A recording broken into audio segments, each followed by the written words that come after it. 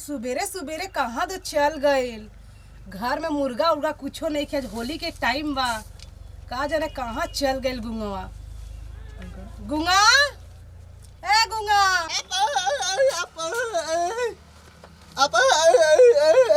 अभी तक ना आइल, पता ना कहाँ चल गइल बा। आइए हल्का आगे देखिए।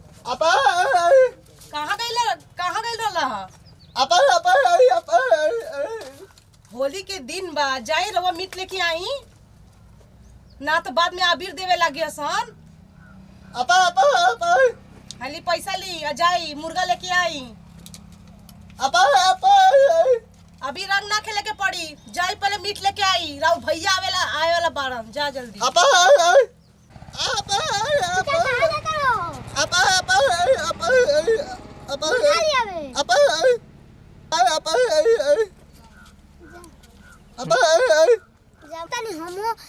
बाबा से कहे कि मुर्गा लियावे।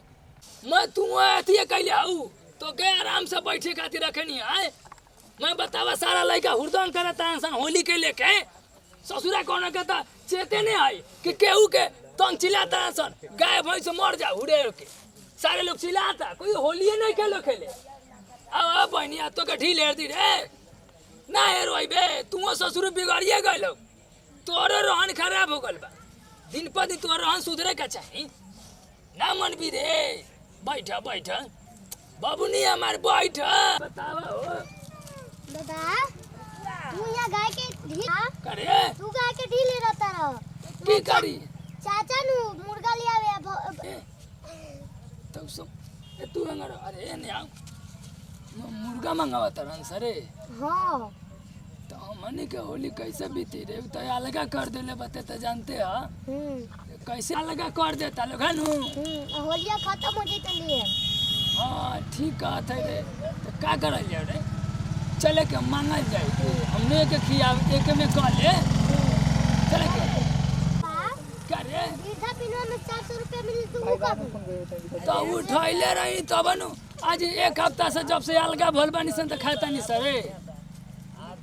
अच्छा तो कैसे चलते मुर्गा? अब होली लगाता आपके कि हमनी के फीके चल जाए रे। चल पतोहिया से कह जाए के पतो रानी मैं एक में कल अलगा मत कर मुर्गा खियाई दो। अब के होली आ जाना तेरे बबुआ बेटा चल गल बा बाहर बड़का चल गल बा बड़का बाबू तोर उ रही तो ऐसन काम नहीं होई। चुप होइल उ रही तो ऐसन काम ना होई। ना होई चले के देखा जाए दुआरी पर मैं खोए सन तो कह कम से कम हड्डियों खियाई दे। आए चल जा अरे मैं चल बतावा हो लागत कि ससुरा अब के होली हमनी के गड़बड़ा जाए रे नु। आए बतावा बर्बाद हमनी के हो जाम सर रे, बर्बाद जाम सर। अभी तक ले ना आइलन, पता ना कहाँ रह गइलन। अबीर खेले लगलन का पता। हल्का सा आइए, हल्का इधर मुर्गा देखिए। लियावे गइल बड़न कि मुर्गा बनाए गइल बड़न ओइजा। मुर्गा लियावे गइल रहल ना, मुर्गा बनाए गइल रहल। हां इतना लेट करत रहा लियावे में। राहुल भैया आ गइल बा छपरा जंक्शन में, रवा त देरी करत नहीं दी। कबले बनाएम अब कबले खाएम लोग। रवा जाई द्वार पे जाके देखी कोई गोबर माटी अबीर उबीर नहीं खेना बिगड़, जाके देखी। झगड़ा मारपीट ना करम, कोई अगर रंग उंग लगाए खातिर आई तो लगा ले। मुर्गा बनावत तनी नहीं। अरे मैं कहले कि रे पतो या मिल ले होली भर कम से कम हमनी से मिल ले, ओकर बाद अलगा फलगा होइए जाए। रे पतोया रे देख छिलो ना रे बड़की माई को बड़के भाई के बा ए पतो ना बढ़िया काहेला मैं आइबू तब नु हो। हम सुतल बानी रवा जाई। देखा तारे कैसे बोलत हौ रे। होली आ गलै तबे बोलत हो बड़की भाई। कब आइला? पतो रानी एक में कहले रे काहेला? आज होली आई। होली है तो हम का करी? तो एक में कहले हमनी के मिल चले जाओ ते नु तोरे जब आवे के रहू तो कितना हम खुशी रही हो। दू कट्ठा बेच के नु जब अलग हो गई नी तो अलग हो गई नी रहुआ अपन ना रास्ता देखिए हम अपन देखत नहीं काहे ऐसे कहता रू पतो तोर गोड़ पड़त है रे होली में देखत रही लइका छछना ता खाए खाती तो हम का करी छछनता तो सुननी है कि तो मुर्गा मंगैले हरे तो मुर्गा मंगाई तो और बेटा खाती मंगाई है कि कितना लोग ए पतोया अब की बार हो जो एक में जब हम लोग अलग होइए गइल बनी तो रहुआ काहे खाती बार-बार पीछे पड़ल बनी गुड तम होली है रे केहू सास ससुर से अलगा रहला हाँ हम रहे नी कैसे बोला तारे रे कोई रहे चाहे ना रहे हम रहे नहीं देखा होली के दिन में झगड़ा नहीं करे चाहता रहा से अब जाई जब अलग हो गइल बनी तो अलग हो गइल बनी जाई माने हम झगड़ा करत हो हाँ बतावा रख ल कने रे कुछ कहते हम के पर के मैं रख कमारिया का बंद करत रू रहुआ जाई यहाँ से अरे होली में पर्व त्योहार में नहीं ऐसे बोला जाला है रहुआ हमके गुस्सा दिलावत नहीं अब ठीक बा ना रहुआ जाई यहाँ से ए पतोया होली में ऐसे ना कहल जाला रे देखा हमारा ऐसा ही मूड बहुत खराब बा ठीक बा ना जाई आज होली के दिन बा पर मूड खराब नहीं करे के चाहत तो हमर तो पूरी मारे के मर गल अब तैया एगो बारे पतो तो हमके ना करबे छोटकी तो चल गल भी अपन माई लगे छोटकी के बुला ली अबे होली में आई रे के भाई काम था तो नहीं ना तो होली के बाद आई नू तब मुर्गा बना के करे खिया दी तू ना खिएबे ना हम ना खियाए ए तोर गोड़ पड़त एवरा पतोया बात मान ले ना ना ना मानम तो ना मानम तोर गोड़ धरा तनी रे पतोया बात ना मान ले ना ना कौनो खिएबे जरूरत नहीं के बार गोड़ पड़े खाती छोटकी के बुला ला छोटकी के बहुत माथा पे चढ़ा के रखले रहला बुलावा ना मनबे ओकरे वजह से हम लोग अलग भइल बनी तो हम का बिगड़ ले आई रे ना हम ना सुनम रावर बात जाई सुबह सुबह मूड डिस्टर्ब मत करी जाई हम तोर मुंड डिस्टर्ब करत ने तो का करतन चला जाए तो चले ए जाई जाई दिमाग नहीं के चाटे चाहत जाई ना कैसे कर देलै रे देखो बर के माई नइखे मुर्गा खियावत चल कोनो उपाय करे जाए चल अरे अब तो होली ना ये मनी अब हमनी के हैं आई बड़का बेटा रही त इतना दिक्कत ना नु होई अच्छा तोरो बाबूजी रहती हो तो पापा लोग तो चल गल बालो बाहर कमाए आई कैसे अलगा कर देले बिया अब की हमनी के होली नहीं बीती जाए दे ते मत रोइए खाए कहती है का करे दुनिया संसार में देखल जाए असह्य होते बाज कर तो लोग खात रही तो ताकि भगवान के विचार होई तो अपने भगवान को उपाय के लगा दिहन भगवान तो चाहते तो जवन चीज ना हो के रहला तवन चीज हो जाए आए होली बीते के होई तो बीती का करबा हो बउआ अरे बउआ अब के होली हमने प्रणाम बाबूजी बाबूजी काहे रोवत तनी अरे बउआ तुम रुवत का आई रे अते कैसे आइले रे हमके तो कोनो सूचना नहीं के हम तो पहले ही से 10 दिन पहले ही से फोन कर देले रहनी ह कि बोल दिए बाबूजी के हम आवत तनी अब हमके का मालूम रे कि तू आई रे का भइला बाबूजी काहेला रोवत तनी रोवा काहेला रोवत तनी ना कुछ कोनो बात नहीं के हो का भइला तब काहेला रोवत तनी बताम तब नु ये खुशी का मारे रोता नहीं हो आज होली बा खुश मन बा से रोता है हमर त लागत रोवा खुशी में नहीं रोवत कोई दिक्कत जरूर देले बियाऊ ना कोनो बात नहीं के प्रणाम बड़का पापा खुश रह का भइला रे छोटका काहेला बाबूजी रोवत तनी 10 दिन से बड़की मम्मी नु मुर्गा मंगा के खाता रही हां आ तोनी के नहीं देबो नहीं दे चुप तोरा का बुझाई रे बतावे दिन ओकरा के बतावे दिन त ठीक त बतावताऊ का भइला बताई तब नु सुनम हम रोवा काहेला रोवत तनी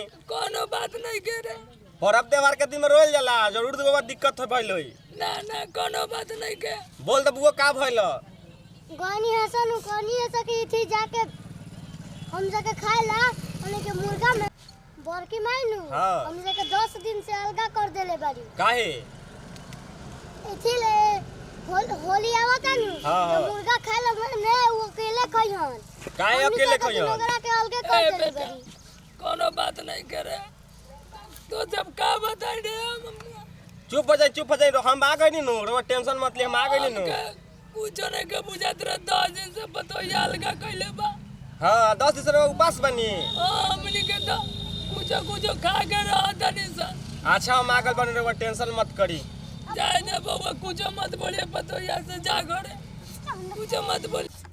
जा बउआ, जा घरे जा, तू जा, हमने को बैठल है जा जा। रहुआ चली ना। तू जा ना पहले घरे जा, मामा तने गैया के बांध के जा। जा रल ठेठेला बड़ा जा जा तू। चला जा चला के हो बुआ, भारत थकल त आइले बनी से देखा घर में का झमेला होता। ई सब होली त्योहार में चला बुआ चला था। अरे रहुआ आ गई नी, प्रणाम। खुश रह। ई पहले बतावा हमके, बाबूजी दूरा पर बैठ के काहे रोवत रह? बाबूजी रोवत रहन। बाबूजी तो अभी तक बैठ के देखनी के रोवता नहीं वहाँ के बाहर में बैठ के। अरे बाबूजी के तो अभी चाय नाश्ता करवा के कहनी कि जाई दुआरा पे खड़ा रही, कोई अबीर गोबर ऊपर पानी ना डाले अंगना में। अब बोलनी कि जाई हम मीट बनावतनी मुर्गा। वो तो बैठ के रोवता बोलता कि बाबूजी तो बोलत रहनी है कि 10 दिन से हम उपास बनी। छोटको बोलत लगा 10 दिन से उपास बनी, पतोहिया अलग कर देले बिया। रहुआ पर बाप के पास सुनतनी, हाँ तरह के लागत है कि मैसेज कर सकतनी। अब उहे से पूछल जी का भइल बा का नहीं के, तारा में गलती बा कि उनका में गलती बा, ये हमके तो पता नहीं के, देखले नहीं कि हम। उनकरे में गलती होई, हमरा में कभी गलती हो ही ना सकेला। सदा बाबूजी से पूछ के पता लगी। हाँ तो जाई पूछी, हमका माना थोड़ी कैले बनी। हम बाहर ना जब पूछम है जी बाबूजी के बोला के पूछम का हल्ला करे जाई हम। अरे औरे तो देरी काहे भइल आए में? जाम नहीं के लागल, छापरा जाम लागल बा, ऐसे लेट हो गइल हो। तो कैसे पता लगल कि बाबूजी बैठ के बाहर रोता रहो? हम तो आवत रहनी हो तो देखनी बाबूजी दूरा पर बैठ के रोवत रहनी हो। ओइजे से लेट हो गइला ना, माने बाबूजी पूरा कान भर के भेजले बड़न अपन बेटा के कि जाके पतैया के होली के दिने मारो। सुनी ना रहुआ कोई बैठी दी झोरा दी। हम पानी ना पियम, रखा पानी, पहले बाबूजी के बोलावे दो। बाबूजी, ए बाबूजी, बाबूजी कहाँ गइनी? बाबूजी चल गइनी कहाँ हो? चल बउआ चल, का करबे? बाबूजी, ए बाबूजी रउआ कहाँ जातानी? अब जाता है केना मंदिर अंदिर तो बैठ, हम का करम? कौन उपाय बा? काहे मंदिर पर बैठम रउआ? काहे? अब का करी हो, छोड़ा जाए दा। घर दुआर नहीं खे के मंदिर पर जाके रउआ बैठम? चली घरे चली, का भइल? चली पहले पूछल जाता का भइल? ना कुछ मत पूछ, आज पर्व त्योहार बा, जो घरे जो हम जाते हैं मंदिर पर लइका के लेके जा। ना चलो चलो घरे चलो। ना ना रह कानू हई बाप बाप होले, बाप बाप होला। चली पहले रउआ घर चली। दे जाता है मंदिर पर जाए के बारे। चली बाबूजी चली ना, रउआ हमर बात ना मानम। ना रे बउआ चल। चली रउआ चली, ना ना चली घर चली। ना हमका जाए दे ना, मंदिर चल। पर हम। चली ना चली घरे चली रउआ घरे ना चली। रे रह दे। ना ना चली घर चली, घरे चली। चली चली रउआ चली। काहे खातिर ले जाता रे हमके? चली चली चली का भइल देख। पहले बताई बाबूजी रउआ से काहे अलग कइले भाई? काम निकाल के छोड़ने कुछ नहीं कर जाता। ना बताइबे करी रउआ, बताई का दिक्कत बा? आज होलिए में रह जाई, बताई रउआ। अब हम का कह रे पर्व त्योहार में का कह, कोनो बात नहीं के। जा बबी जा पर, तो ये जो पहले बताएम रउआ का भइल। अब एकरा से पूछने का बोल, हम का कह? रउआ बा ओकरा से पूछत त रउआ से कहता पूछे लगे बाबूजी के चाय बिस्कुट कह के देले मैंने रउआ रोवत तनी। देखता रे हमने के चाय बिस्कुट मिलल बा। देखता रे का कहत बोल कि मैनू हो देख ले। अरे का कहता नहीं सुन तो। खा के दोनों पोता और बूढ़वा देखा ना कैसे झूठ बोला था कैसे। का कही हो कुछ रह दा। ई देखत नहीं का बोलतिया कि चाय बिस्कुट कह के नाश्ता देले बनी त खा के गइल बा लोग, बैठल बा लोग। अभी ये बताई सोच के झूठ, ये बताई होली पे पर्व त्योहार में देख का बोलतिया। अब बताई हम मीट जो बनाओ तनी हम अकेले थोड़ी खा लेम। हाँ ई लोग बोलत लगा लो कि हां गुंगा तू खइबा से खाली मीट। अभी बनल हैले ना मीट, अपन पढ़ा में ढिंढोरा हो गइल, हमर पतैया खाए क्या नहीं बोला तई रे? अब बोले बड़ बेटा आ गई ससुरी अलगा नहीं किस कहले रहता दिन से। आए तेरे का अलगा कैले बनी के बोली? गुंगवा के बुलावा अलगे कैले बनी रे? गुंगवा का बोलाई रे? अलगा नहीं किस कहले? अब बोले हमर बेटा आ गई बोल, अभी तो के मार के मुंह आइटम से नहीं जा। अलगा नहीं को कहले एक भी डंडा अगर पड़ जाओ ना खरीदे यहाँ पे तो का कर भी देख ले कैसे चार बार के बोला था। काहे रे? बोला अब बोल के देखा ने हमर पेटवा आ गइल बा। बोला अब आई त अलगा कइले बारे त काज को दरे रे कि अलगा नहीं कइले? अरे कइले बिन उड़े अलगा। झूठ बोला तारी हम सके गुंगा चाचा है आई बड़की मम्मी दोनों का मुर्गा खा लो। अभी इनका आवाज अटकता। झूठ बोला था बोल के झूठ बोलता रे कि झूठ ते बोलता रे ससुरी। एगो भी प्रूफ बा कि तू सच बोला तारा? हम झूठ हो गए नी रे। हां तब ना तो का एगो बच्चा बोल देला जगह तू बोल देला तो का दुनिया मान ली। तने मान बे करी रे बहस कर दे, बहस कर दे। मारे छोड़ा ससुरा बहस कर दे। छोड़ी रे छोड़ी मत मारे। ये होली त्योहार में नहीं मरे के ए तू बाबा छोड़ दे रे झगड़ा कर बे छोड़ दे बा झगड़ा बाबू से छोड़ दे छोड़ कर दे बे लाख होली छोड़ी रे वो छोड़ी होली त्योहार में छोड़ी मत रे बाबा एकदम मार के छोड़ी सारा छोड़ छोड़ी बाबूजी छोड़ी होली में हमने मरे करे मर जा मम्मी मर जा करे जब ठंडक पहुंच गई करे जब ठंडक चुप हाँ? रे पूजा पाठ के दिन हमके मार किया देला ना काहे के मरत रहला तू जा खा मुर्गा हमके अलगा कइले रहलू तो कहानी ते खराब लगा तब मार खिया के ठंडक पहुंच गेल ना कलेजा में जो चुप जानी जो जा रे बेटा ये मारना तो चाहते रहला है ये चाहत रहला है तू बोल बे जा दे रे बोल बे ते रे छोड़ दे तन तो ये काम कर देते बाबूजी से झगड़ा कर दे हाथी चक्का लड़का के तू खाना नहीं खोज देबो ना जा दे रे छोड़ दे रे बाप रे बाप छोड़ी बाबूजी छोड़ी ले बाबा छोड़ी ना मर छोड़ी जाए छोड़ी ले बाबा छोड़ी छोड़ी मर जाए छोड़ी ना बाबूजी छोड़ी ना नाती पोता मिल के मारा तरह सलाम के बाप और पोता मिल गए जा दे रे जो छोड़ बड़ी ना मिल के हमका मार खियावा तरह बाल गए रोबे रोबे मुंगा दे तोरा के हम छोड़ दे। मुंगा दे बड़का पापा हां बड़का पापा हां ये हमनी के दोनों में इहो अलग कराइले रहलन अरे तू अलग कर ले हो अलग कर ले हो मोबाइलवा से तब पाई पाई कर निकाल दे पाई पाई पाई पाई कॉलम ठूस के घुमता मुंगा दम तोरो को बुला न पाई पाई कर ले सारे अलगा गई हमके क्या मालूम आ जाला बाहर से सारे तू मुर्गा खइबा मुर्गा खइबा सर बाबूजी के अलग कर ले मुर्गा को मुंगा दे मुंगा दे चल चल बाड़ी चल झगड़ा न करेंगे मुंगा सब दे लोग झूठ गाल बात चल बाड़ी चल मुंगा दे फिर चिल्ला रे छोड़ दे मर जाए छोड़ी रे मत छोड़ी चल बाड़ी चल हम जैसे कर हम मुंगा दे मका के हम मार के मुंगा दे छोड़ी रे छोड़ी छोड़ी रे छोड़ी पाई पाई सब तरह कर निकाल दम हमरे में गलती बा होली के टाइम में सास ससुर से अलगा ना होके के चाहिए गलती तो हमरे में बा वही से हम पिटैनी ह अलग तो तहरे चलते कइले रनी बाबूजी के तो भी कुटाइला तुमको पता बा हमू कितना मार खइनी है पर गलती कइले रनी है तो सजा मिलबे करी